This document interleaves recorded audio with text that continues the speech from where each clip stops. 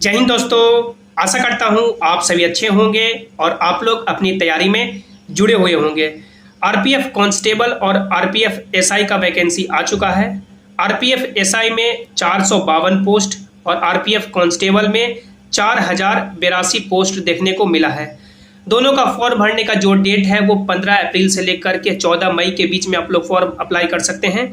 इस वीडियो में हम लोग आरपीएफ एसआई और आरपीएफ कांस्टेबल का पूरा सिलेक्शन प्रोसेस बात करेंगे कि एग्ज़ाम संभवतः आपका कब तक हो सकता है, उसके बेसिस पे जो अभी का करंट सिलेबस इस बार का है, कैसे आप लोग तैयारी कर सकते हैं, कैसे सिलेक्शन ले सकते हैं, और जो 2018 वैकेंसी के साथ कंपेयर करें तो 2018 में जैसे आप लोगों ने देखा होगा कि ग्रुप में वैकेंसी आई थी, इस बार ऑल ओवर इंडिया पे जो वैकेंसी दी गई है तो कैसे पोस्टिंग होगी और कहाँ पोस्टिंग हो सकती है। जैसे बहुत सारे ऐसे कैंडिडेट होते हैं जिनका यानी मन होता है, सपना होता है कि हमारा जो पोस्टिंग हो घर के नज़दीक हो, तो इस बार क्या मामला रहने वाला है, कहाँ तक पोस्टिंग कहाँ हो सकता है, और क्या जो गर्ल्स कैंडिडेट हैं उनको भी दूर के इलाकों में यानी मान सकते हैं घर से काफ़ी दूर जॉब करनी पड़ सकती है, और कैसा इस बार पोस्टिंग का सिलसिला रह सकता है। पूरे वीडियो को आपको ध्यान से देखना है, और यदि आप लोग जैसिंग क्लासेस पे पहली बार आए हैं या अभी तक भी सब्सक्राइब नहीं किए हैं तो कर लीजिए,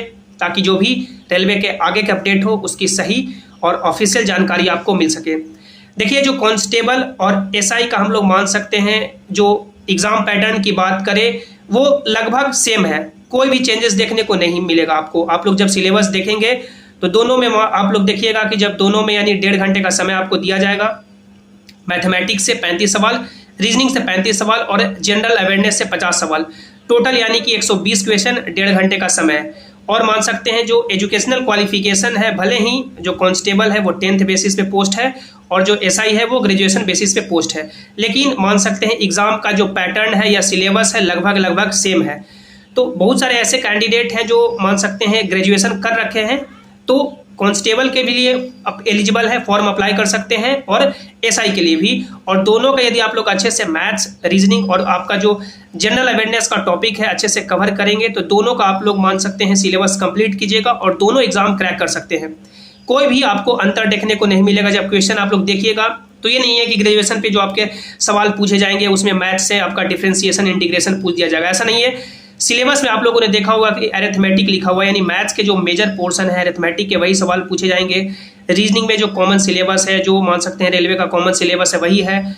बशर्ते मान सकते हैं सिलेक्शन उसी का होगा जो जनरल अवेयरनेस 50 सवाल में से जितना ज़्यादा सही करेगा, क्योंकि मैथ्स और रीजनिंग मिलाकर के जो 70 क्वेश्चन हुए उसमें से हर बच्चा है लगभग यानी 60 के आसपास सही करेगा। मैथ्स और रीजनिंग हर कोई पढ़ रहा है, लेकिन जनरल अवेयरनेस का जो टॉपिक है, जैसे कि आपका जनरल अवेयरनेस में साइंस भी आ गया, फिजिक्स, केमिस्ट्री और बायोलॉजी, और जनरल अवेयरनेस में हिस्ट्री, पॉलिटी, इकोनॉमिक, ज्योग्राफी वो भी आ गया, करंट अफेयर भी आ गया।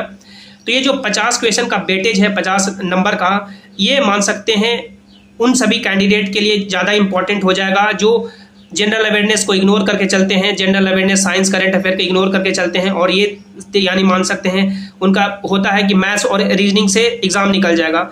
मैथ्स और रीजनिंग से भले ही आपका मे बी एग्ज़ाम निकल जाए, मैथ्स और रीजनिंग के बदौलत साइंस में या जनरल अवेयरनेस में कम ही नंबर लाएंगे, लेकिन मेरिट आपका फिर नहीं बनेगा, क्योंकि इस बार वैकेंसी काफ़ी कम है।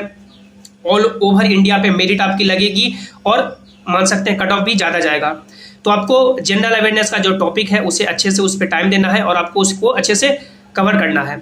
अब बात करें कि मेडिकल स्टैंडर्ड क्या मांगा जाएगा कांस्टेबल में और एसआई में, तो देखिए मेडिकल स्टैंडर्ड दोनों में B2 मांगा गया है, और B2 कहने का मतलब होता है कि आपका यदि चश्मा भी लगता है +- 4 डायोप्टर तक तो भी आप लोग एलिजिबल हो पाएंगे, और कुछ इंपॉर्टेंट आई टेस्ट होता है वो आपको पास करना होगा। उसके अलावा जो आपका फिजिकल मेजरमेंट टेस्ट होगा, फिजिकल एफिशिएंसी टेस्ट होगा, वो आपको पास करना होगा, और वो क्वालिफाइंग इन नेचर रहने वाला है। तो मेडिकल में ज़्यादा आपका कुछ ऐसा चेक नहीं होगा, बस बशर्ते कि आप लोग का जो आई है वो अच्छा हो, B2 मेडिकल स्टैंडर्ड मिलने लायक हो, यानी आपका चश्मा भी लगता है तो भी आप लोग एलिजिबल है, बशर्ते आप लोग कलर ब्लाइंड जो है नहीं होने चाहिए। यदि कलर कोई ब्लाइंड है तो वो इसमें एलिजिबल नहीं हो पाएंगे। इसके बाद हम लोग बात करें कि इस बार जो मान सकते हैं ऑल ओवर इंडिया पे जो वैकेंसी दी गई है, ग्रुप में वैकेंसी नहीं दी गई है, ऑल ओवर इंडिया पे आप लोग फॉर्म मान सकते हैं भर रहे हैं, उसमें जब फॉर्म भर रहे हैं तो भी बोर्ड चॉइस करने का ऑप्शन नहीं दिया जा रहा है, तो मान सकते हैं कैसे जॉब दी जाएगी, किनको कहाँ जॉब दी जाएगी। तो देखिए इसका जो सिलेक्शन प्रोसेस होगा, मान लीजिए कि एग्जाम्पल से लेके चलें कि यानी जो टोटल वैकेंसी है उतने यानी कैंडिडेट सेलेक्ट हो गए, जैसे कि जितने बच्चे एग्जाम देंगे उसके बेसिस पे, यानी कि कैंडिडेट को physical efficiency test, physical measurement test के लिए बुलाया जाएगा। उसके बाद जो पास करेंगे उनको यानी डीवी मेडिकल होगा। अब टोटल जो वैकेंसी है उतने बच्चे एसआई के लिए और उतने बच्चे कांस्टेबल के लिए सेलेक्ट हो गए। मेरिट आपका ऑल ओवर इंडिया लग गया। अब जॉब इस तरह से मान सकते हैं दी जा सकती है कि किन्हीं को कहीं भी दे दिया जाए। जैसे कि मान लीजिए आपका कहीं भी, आप बिहार से एग्जाम्पल से कि आपको कोलकाता दे दिया जाएगा, मुंबई दे दिया जाएगा, चेन्नई दे दिया जाएगा, इस तरह से दिया जा सकता है। या ये भी हो सकता है कि जब मान सकते हैं जिनको जोन या डिवीजन जब जॉब देने की बारी आए तो एड्रेस देखा जाए। ये हो सकता है कि मान सकते हैं एड्रेस देखा जाए और उस बेसिस पे उनको जॉब दी जाएगी।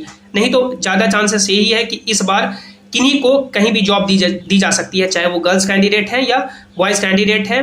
तो जो भी कैंडिडेट इसमें फॉर्म अप्लाई कर रहे हैं, तो इस बार मान सकते हैं थोड़ा आपके लिए बैड न्यूज़ हो सकता है कि आपको इस बार मन पसंदीदा चॉइस के बेसिस पे आपको अपने जगह के बेसिस पे जॉब नहीं मिलेगी, कहीं भी आपको मिल सकता है। लेकिन सबसे इम्पोर्टेंट ये है कि जो कांस्टेबल का जो जॉब है या एसआई का जॉब है, कांस्टेबल लेवल 3 का जॉब है और एसआई आपका लेवल 6 का जॉब है, तो सबसे इंपॉर्टेंट है कि इस बार आप लोग सिलेक्शन लें, अच्छे से तैयारी करें। जो भी इसके रिगार्डिंग आपके मन में डाउट है आप लोग नीचे कमेंट में जरूर पूछें। और ये घबराना नहीं है कि हमारा यहाँ नहीं होगा, वहाँ हो जाएगा, जॉब हो मतलब कि दूर भेज दिया जाएगा, तो ये आपको नहीं सोचना है। आप देख सकते हैं कंपटीशन कितना ज़्यादा है। सबसे इंपॉर्टेंट है कि आप लोग इस बार सिलेक्शन ले लें। जो भी इसके रिगार्डिंग आगे फर्दर अपडेट होंगे, जैसे क्लासेस आपको सही और सटीक जानकारी देता रहेगा।